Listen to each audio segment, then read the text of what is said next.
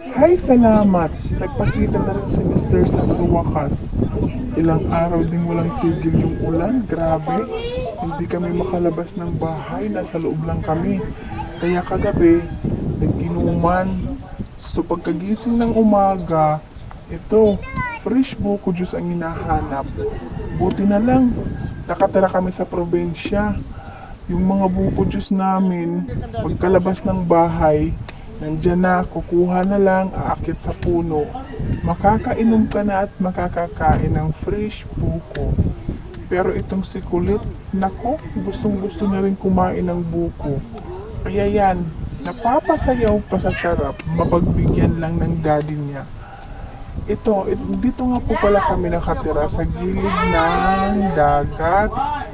So, ang sarap-sarap ng hangin, ang sarap ng buhay. Kung yun lang yung kailangan, hindi eh.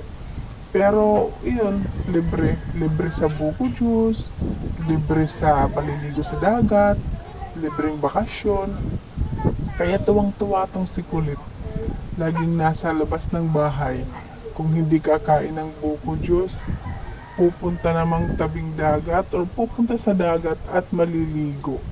Pero pinagsabihan namin na bago ka magpunta doon, kailangan lagi kang may kasama kasi delikado. At lumabas na nga rin yung kuya niya kasi gusto niya rin ng buko juice. Pero kaso, tatlo lang kinuha kaya hindi na nakainom.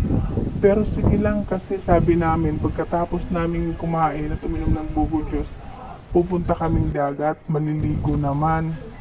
Kaya yan, ubusin muna namin yung laman ng buko bago kami pumunta doon. Kasi sarap na sarap tong si Kulit eh, humihirit pa. Gustong gusto niya lagi ito.